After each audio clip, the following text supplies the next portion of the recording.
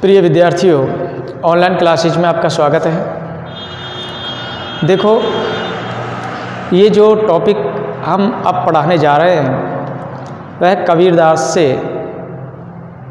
लिया गया है। कबीरदास की साखियाँ हैं और ब्रह को अंग शीर्षक से ये साखियाँ ली गई हैं। तो देखो, इन साखियों को हम पढ़ाने जा रहे हैं, जिसका क्या भावार्थ है, इन साखियों में क्या अर्थ छिपा हुआ है, ये आपके सामने प्रकट करेंगे। तो देखो, मैं इनको पढ़ करके सुना देता हूँ। बिरहन उठे भी पड़े दर्शन कारनी राम, बिरहन उठे भी पड़े दर्शन कारनी राम, मुबा पीछे देहुगे सो दर्शन की काम। मुबा पीछे देहोगे सो दर्शन की काम। देखो, इसमें मुबा एक जो शब्द आया है, मुबा का अर्थ होता है क्या? मरना।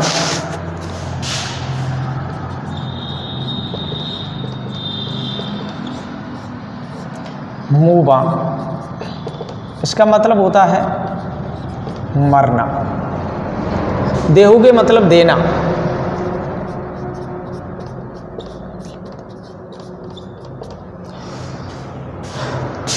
तो देखो,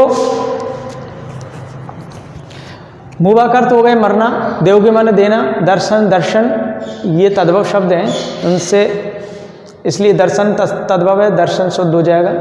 तो इस प्रकार ये दोहा है। तो देखो, बिरहन उठे भी पड़े दर्शन कारनी राम, मुबा पीछे देहुगे सो दर्शन की काम। तो देखो, प्रस्तुत साखी कबीर द्वारा रचित ब्रह को अंग शीर्षक से उद्धृत की गई है। इसमें ब्रहणी जीवात्मा की व्याकुलता एवं उसकी बेचैन करने वाली जो स्थिति है उसका मार्मिक चित्रण किया गया है। तो देखो, कबीरदास जी कहते हैं, बिरहन उठे भी पड़े दर्शन कारनी राम, मुबा पीछे देहुगे सो दर्शन की काम। कबीरदास जी कहते हैं कि ब्रहणी जीवात्मा, कबीरदास जी कहते हैं कि ब्रहणी जीवात्मा परमात्मा प्रियतम के दर्शनों के लिए बहुत ही व्याकुल है। जो ब्रहणी जीवात्मा है वह परमात्मा प्रियतम के दर्शनों के लिए बहुत ही व्याकुल है और वह लालायित होकर के बड़ी आकुलता के साथ कभी तो उठती है और कभी बैठती है। वह आतुरता के साथ लालायित होकर के कभी वह बैठती है और कभी उठती है, या फिर कभी कभी उठती है और फिर धड़ाम से नीचे गिर पड़ती है। नीचे गिर पड़ती है। उसकी जो हिम्मत है वह पूरी तरह से टूट गई है। उसकी हिम्मत पूरी तरह से टूट चुकी है कि वह सोचती है कि मुबा पीछे देहोगे दर्शन की। वह सोचती है कि मरने के बाद यदि प्रियतम परमात्मा हमारे लिए दर्शन देंगे तो उससे हमें क्या फायदा होगा, क्या फायदा रहेगा। मरने के बाद दर्शन देने से हमें कुछ भी फायदा नहीं होगा, हमें तो जीते जी दर्शन चाहिए। तो देखो, ये जो दोहा है, इस दोहे में अलौकिक जो प्रेम विरह है उसकी उत्कट लालसा दिखाई है। इसमें ब्रहणी है वो बहुत ही ब्रह से व्याकुल है उस परमात्मा के दर्शनों के लिए, और वह परमात्मा के दर्शन जीते जी करना चाहती है, मरने के बाद वह नहीं करना चाहती। मरने के बाद उसको पता है कि मरने के बाद कोई भी फायदा नहीं है उन दर्शनों का। इसमें अनुप्रास और आक्षेप अलंकार का प्रयोग भी किया गया है। तो देखो ये हो गया आपका इस दोहे का अर्थ। अब लेते हैं दूसरा दोहा पढ़ते हैं। मुँह पीछे जिन मिले कहे कबीरा राम, मुँह पीछे जिन मिले कहे कबीरा राम, पाथर घाटा लोह सब तब पारस कोड़े काम। देखो पाथर पत्थर होता है और लोहे जो शब्द आई है वो लोहा होता है। लोहे का अर्थ क्या होता है? लोहा। और घाटा मतलब समाप्त होना। तो देखो मुबा का मतलब जानते हैं मरना। पाथर जो शब्द आया है इसका मतलब होता है पत्थर। और लोहे, लोहे का मतलब लोहा, एक धातु। पारस, पारस पत्थर होता है। घाटा माने समाप्त होना। पाथर माने पत्थर, लोहे माने लोहा, धातु, घाटा माने समाप्त होना। मुँह पीछे जिन मिले कहे कबीरा राम, और पातर घाटा लोहा सब पारस कोड़े काम। तो देखो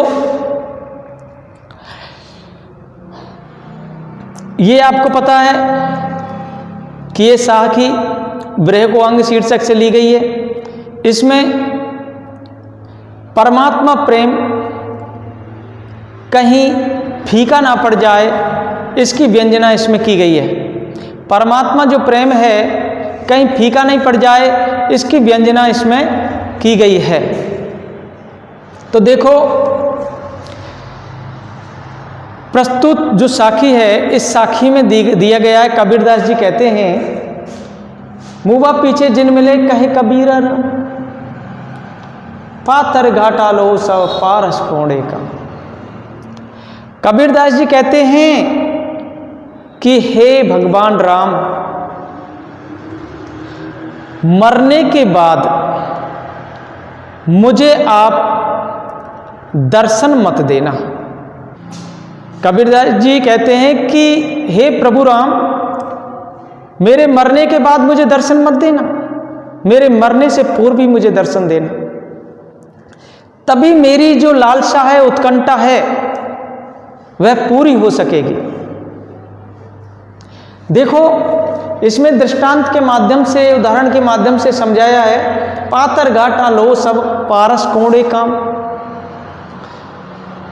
वे कहते हैं कि पारस पत्थर, मान लीजिए पारस पत्थर है और पारस पत्थर की तलाश में हम उस पारस पत्थर को अन्य पत्थरों पर रगड़ते रगड़ते, हम उस पारस पत्थर को जो पारस पत्थर की तलाश में अन्य पत्थरों को रगड़ते रगड़ते जब हमारा सारा लोहा ही समाप्त हो जाएगा, जब लोहा है उसको हम अन्य पत्थरों पर रगड़ेंगे पारस पत्थर की वजह से कि पारस पत्थर हो जाएगा तो ये सोना हो जाएगा। अब कबीरदास जी कहते हैं कि उस लोहे को अन्य पत्थरों पर रगड़ने से अगर वह लोहा ही समाप्त हो जाएगा और उसके बाद में हमें वो पारस पत्थर मिलेगा तो उस मिलने से हमें क्या लाभ होगा, उस मिलने से हमें क्या लाभ होगा। इसी प्रकार कवि कहना चाहते हैं कि अगर प्रभु हमें दर्शन देंगे तो हमें जीते जी दें, मरने के बाद हमें उससे कोई भी फायदा नहीं होगा। तो देखो इसमें ईश्वरीय प्रेम एवं जीवन के रहते यदि भगवान मिल जाता है तो हमें बहुत ही लाभ होगा, अन्यथा मरने के बाद हमें कोई भी लाभ नहीं होगा। ये अनुप्रास एवं दृष्टांत अलंकार का उदाहरण भी है। अब लेते हैं अगली साखी। अंदेशणा ने भाजसी संदेशा कहिए। अंदेशणा ने भाजसी संदेशो कहिया के हरियाया भाजसी के हरि पासी गया। देखो, अन्वेषणा का मतलब होता है किसी प्रकार की आशंकाएं होती हैं, और भाजसी का मतलब होता है दूर होना। अन्वेषणा का अर्थ क्या है? आशंका है। मनुष्य के अंदर कितनी प्रकार की आशंका होती है? अन्वेषण। अन्वेषणा का मतलब होता है आशंका है।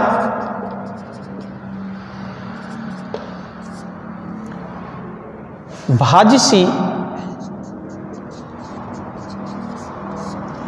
भाष्य का मतलब होता है दूर करना या दूर होना। हरि माने भगवान,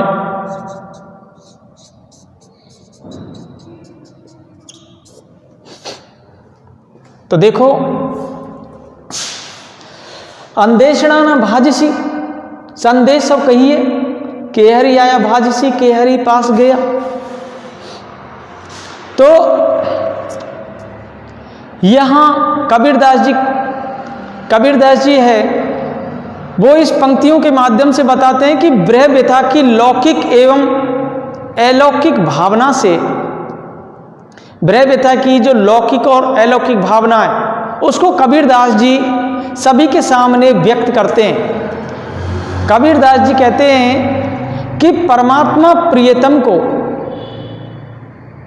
लक्ष्य बना करके ब्रह्मणी जीवात्मा कहती है। कबीरदास जी के वर्णनानुसार परमात्मा प्रियतम को लक्ष्य बना करके ब्रह्मणी जीवात्मा कहती है कि अन्वेषणा न भाजसी, संदेशा कहिए। जीवात्मा कहती है कि केवल संदेश भेजने से ब्रह्म जनित आशंकाएं, केवल संदेश भेजने से जो ब्रह्म से उत्पन्न जो आशंकाएं हुई हैं, ब्रह्म जनित आशंकाएं तथा हृदय की व्याकुलता दूर नहीं होती है। केवल संदेश भेजने से ब्रह्म जनित आशंकाएं और हृदय की व्याकुलता दूर नहीं होती है। या तो परमात्मा प्रियतम स्वयं आकर के मुझे अपना ले, के हरि आया भासी, के हरि पास गया। मतलब या तो परमात्मा जो प्रियतम है स्वयं आकर के मुझे अपना ले, या मैं ही उनके पास जाऊं, तभी अंदेशा, तभी जो आशंकाएं हैं हमारे अंदर वो दूर होंगी। अर्थात भगवान मिलन से, ईश्वर के मिलन से ही यह जो व्याकुलता है हमारे अंदर, जो व्यथा है वो दूर होगी। कबीरदास जी ने यही सुनाया है, यही वर्णन किया है कि हमारे अंदर जो जीवात्मा है वो जीवात्मा केवल संदेश भेजने से, जीवात्मा के संदेश भेजने से उसके हृदय की व्यथा दूर नहीं होती है। वो तो परमात्मा मिलन से ही वो व्यथा दूर हो सकती है। बिना परमात्मा मिलन के हमारी जो आशंका है वो कभी समाप्त नहीं होंगी। इसलिए हमें परमात्मा से मिलने से ही मिलना ही चाहिए, जिससे कि ये जितनी भी आशंकाएं हमारे अंदर वो सभी दूर हो जाएं। तो कबीरदास जी ने सभी जगह ये भाव व्यक्त किया है कि अलौकिक जो प्रेम से पूर्ण भक्ति है, अलौकिक प्रेमा भक्ति में जीवात्मा को ही, अलौकिक प्रेम भक्ति से ही जीवात्मा को ही परमात्मा के पास जाना पड़ता है और तभी उनका मिलन होता है। मतलब एक साधना के माध्यम से, व्यक्ति साधना के माध्यम से ही उस ईश्वर को प्राप्त कर सकता है और तभी उस ईश्वर का मिलन हो सकता है। वैसे बिना साधना के ईश्वर का मिलन नहीं हो सकता है। तो देखो बच्चों, इसमें इस दोहे के अंदर यही बताया है, जब तक हमें परमात्मा से मिलन, हमारा परमात्मा से मिलन नहीं होगा, तब तक हमारे हृदय के अंदर जो आशंका हैं वो आशंका समाप्त नहीं होंगी। आशंका तो तभी समाप्त होंगी जब हम हमारा ईश्वर से मिलन हो जाएगा। तो देखो इसमें अनपरास, यमक आदि अलंकारों का प्रयोग किया गया है। अब लेते हैं अगला दोहा। ये तन जालो मसी करूं ज्यों धुआं जाए सरिग, मति वे राम दया करे बरसी बुझावे अग। देखो ये जो दोहा है, इस दोहे में कुछ ऐसे शब्द हैं। जालो, जालो का मतलब होता है जाल। मसी शब्द आया है, मसी का अर्थ होता है स्याही। मसी का अर्थ क्या होता है? स्याही, जैसे इंक बोलते हैं इंग्लिश में। क्या होता है? स्याही। और बरसी मतलब प्रेम रूपी वर्षा, ये बताया है।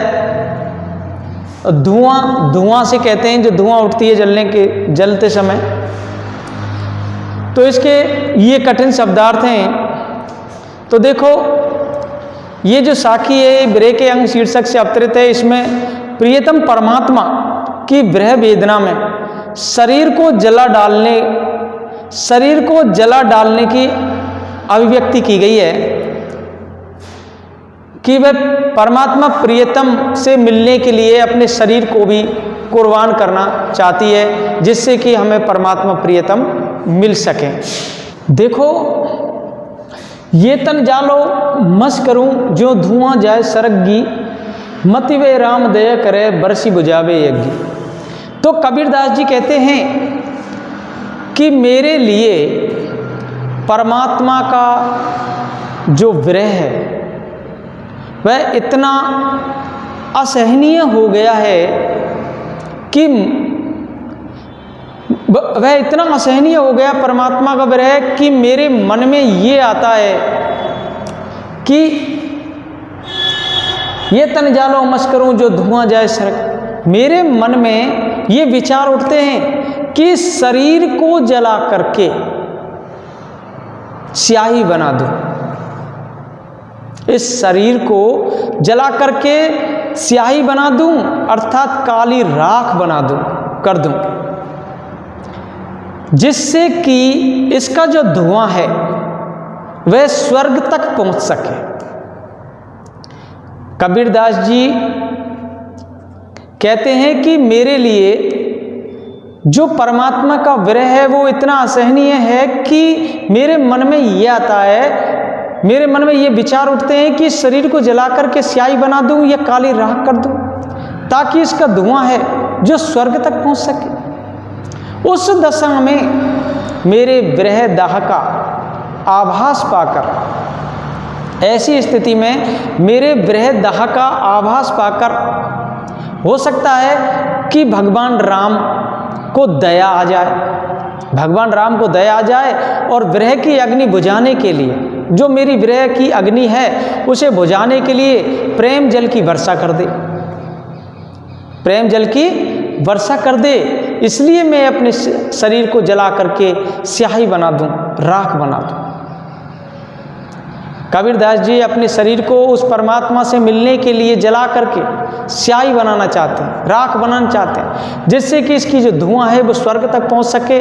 और ऐसी स्थिति को जब भगवान राम देखेंगे तो वह मेरे ऊपर प्रेम रूपी वर्षा कर देंगे और मुझे उनकी प्राप्ति, ईश्वर की प्राप्ति हो जाएगी। तो देखो इसमें सामाजिक आस्था का भाव व्यक्त किया गया है इस पद के माध्यम से। अगाध प्रेमा भक्ति की द्वारा आराध्य को एक चुनौती दी गई है और इसमें विप्रलम्ब श्रृंगार है। विप्रलम्ब श्रृंगार कहते हैं किसी को एक चुनौती देना, विरह व्यथा के कारण उसको चुनौती देना, विप्रलम्ब। अनप्रास और अतिशयोक्ति अलंकारों का भी इसमें प्रयोग किया गया है। अब ऐसा ही एक दोहा हो रहा है, वो सेम ऐसा ही है, जिसको मैं अभी पढ़ करके सुना देता हूँ। ये तन जालो मसी करो लखो राम का नाम, लेखनी करूँ करंक की लिख लिख राम पठाऊं। वो ही एक जैसा है। इसमें करंक का अर्थ होता है हड्डी,